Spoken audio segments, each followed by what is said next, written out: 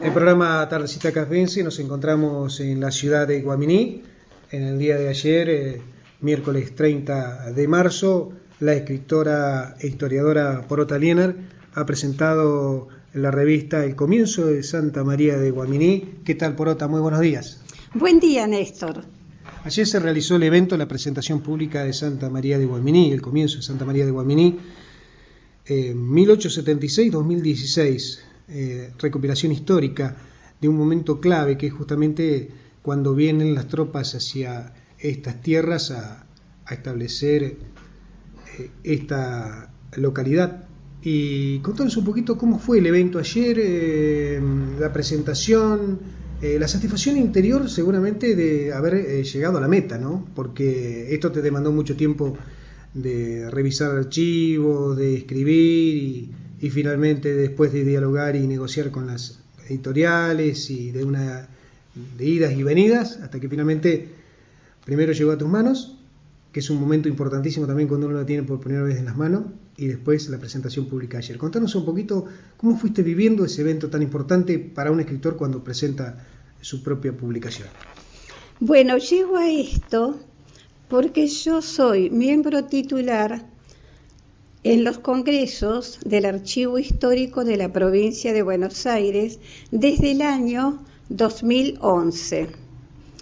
Los congresos se realizan cada 2 años y los miembros presentamos un trabajo histórico de la provincia de Buenos Aires. Les voy a decir a la localidad de Casbas y San Fermín que el primer tema que yo traté fue el centenario de San Fermín, en agradecimiento a los años hermosos que viví en ese lugar. Claro, porque fuiste docente en una escuela de San Fermín. En la única escuela de San Fermín fui la primera docente. Claro. La recuerdo con mucho cariño a la escuela y a todos los vecinos con quienes traté. Y ahora te enfocaste en un trabajo que es recopilación histórica. A los 2 años tenía que presentar otro trabajo histórico. Y yo pensé, tengo que hacer algo de Guaminí, que no se conoce. Guaminí fue el primer pueblo que se levantó en la frontera oeste.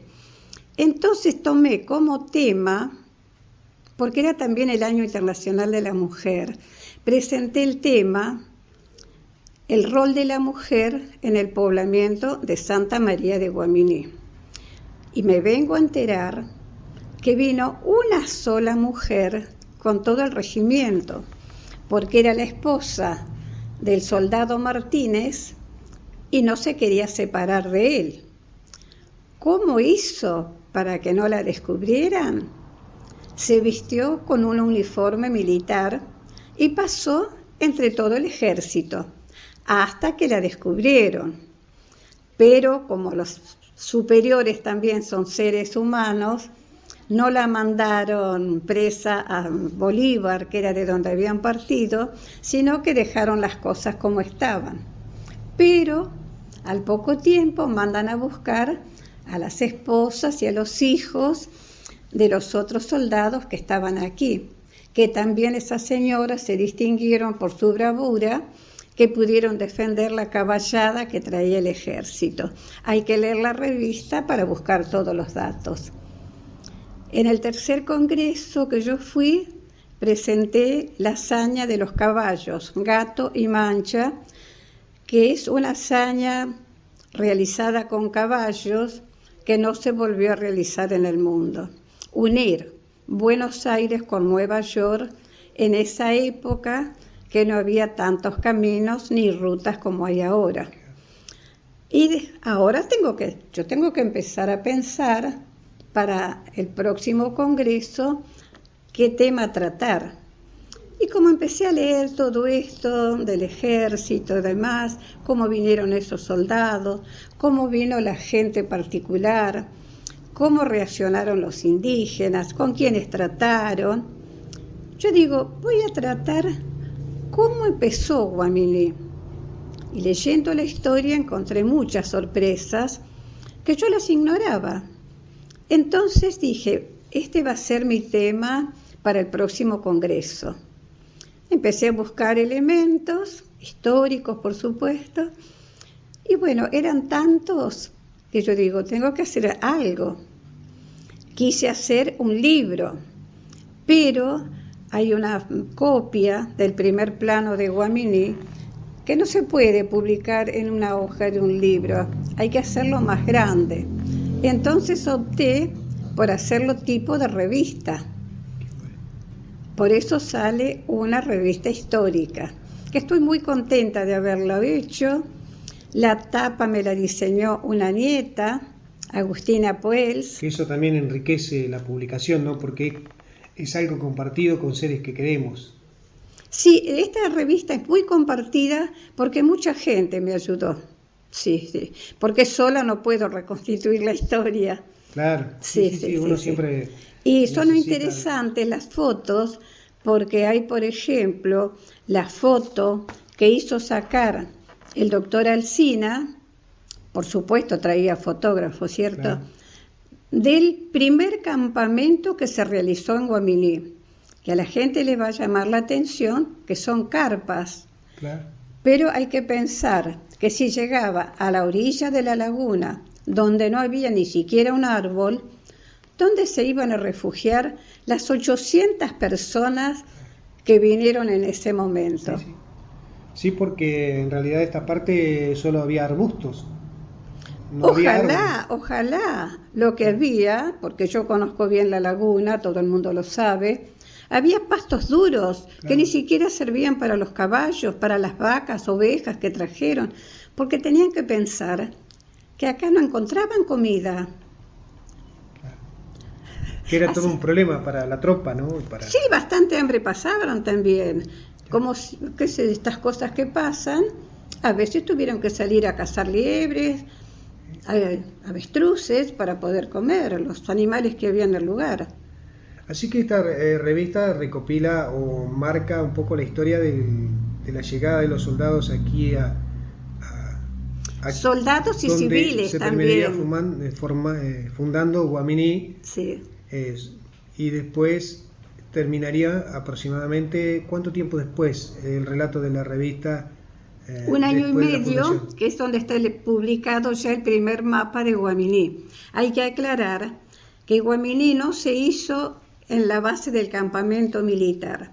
Traían un ingeniero civil, porque acá no tenían, en esa época, 140 años atrás, no había tanta gente que pudiera desempeñarse. Entonces, Alfredo Evelot, francés, vino y fue el que diseñó el pueblo de Guaminí, acompañó en los combates y siguió con el ejército. Y hay muchos recuerdos, muchos relatos del ingeniero Evelot que son muy interesantes leerlos. Esta revista, para que los habitantes de Guaminí, de Casbas y de todo el distrito puedan hacerse de un número, ¿dónde va a estar expuesta o quién la va a comercializar? Esta revista también salió en agradecimiento a la Cámara Empresarial, que fue por quien pude ir a los congresos. Entonces, la revista, si la quieren adquirir, se dirijan a la Cámara Empresaria de Guaminí. Y también estará en la de Casbas. Sí, yo no la vendo. Claro. La vende la Cámara Empresaria de Guaminí porque se merece todo lo que han hecho por nosotros. Qué bueno, ¿no? Y todo lo que hacen por la educación. Y todo lo que estás haciendo vos por dejar un mensaje, un testimonio, una historia oral, algo que enriquezca a la comunidad, que rescate parte de la historia que si no con el tiempo va a quedar perdida y olvidada, ¿no? Claro, porque no pasa de tradición en tradición. Claro. Además que lo que está escrito podemos estar seguros que es cierto. Claro. Uno va al archivo el día de mañana, va a la biblioteca o donde uno necesite material y puede recopilar parte de la historia. Nosotros el otro día, junto a la gente de Garré, estuvimos haciendo la desgrabación de casi 15 audios de gente muy mayor que nos relataba historia de la inundación sufrida por la localidad de Garré en el año 1956. Y si uno no rescata esa historia oral, se pierde, porque son personas mayores que estaban contando algo que vivieron en su niñez. Claro, que es muy cierto. Yo les aconsejaría que en la última página de la revista tienen la bibliografía que la pueden consultar. Claro, porque eso le permitiría ampliar más allá de todo el material que tiene la revista, buscando en la bibliografía. Claro, que está bien amplio, en cambio claro. Aquí es una síntesis. Sí, pero eso hace que cualquier chico, alumno que quiera profundizar en cada tema, busque las publicaciones y pueda... Y el tema de la frontera oeste, yo pienso que se trata en los colegios. Sí. Yo les digo que yo vi parte de la zanja de Alsina viajando de Guaminí a Casbas, por supuesto, cuando era más joven, cuando fui a San Fermín a dar clase. Claro, sí. Sí, estoy muy segura. También conocí, para la gente de Casbas, ¿no? Conocí a Ernesto Casbas en ese viaje. Mirá vos. ¿Ernesto Casbas era dueño de la isla, no? Sí, la heredó de su padre, José Casbas. Mirá vos. Y la madre de... Islas donde vos también viviste, en la isla. Claro, y encontrábamos grabado en las puertas las iniciales de Ernesto Casbas. Gracias, Porota, por siempre compartirnos parte de tu trabajo, incansable trabajo por la cultura y después de haber presentado esta revista, ahora te vas a tomar seguramente un tiempo de descanso, de reflexión y ver cómo el resultado de tu obra se va poniendo en distintos lugares, la gente se interesa, se enriquece con lo que vos has hecho. Ahora te vas a dedicar un poco más seguramente al jardín, a la huerta, esas cosas que también te apasionan, ¿no? Sí, mi huerta querida, cómo no, sí, es mi hobby preferido. Ustedes tenían un grupo acá que se juntaban, ¿seguís participando de eso? ¿Y tienen que ver con el jardín o con alguna cosa que decían? No, yo tuve la suerte de participar en la fundación del jardín, porque en esa época venía la señora Estela Marfil de Carrizo a dar charlas. No, estoy mintiendo. Estela Marfil venía de Carué a dar charlas y hablábamos sobre jardín, sobre huertas, sobre labores, sobre distintos temas. Y a la vez yo era amiga de la señora de don Tomás Niven, que la señora era del Club de Jardinería de Buenos Aires. Entonces, en esas relaciones nació el Club de Jardinería de Guaminí. ¿Todavía existe el club? Que todavía existe, sí, y también el de Carué. Qué bueno, ¿no? Porque es otra manera. Hoy que estamos con una sociedad tan estresada y tan llena de problemas, también eso es como un arte y como una terapia, ¿no? Sí. Muy lindo, sí. Muchas gracias, Porota, ¿eh? No, al contrario. Y un saludo especial para toda la gente de Casbas y Garré, que les recuerdo a todos con mucho cariño. Así dialogamos con Porota Liénar, escritora, historiadora de Guaminí para Terracitas Casbenses.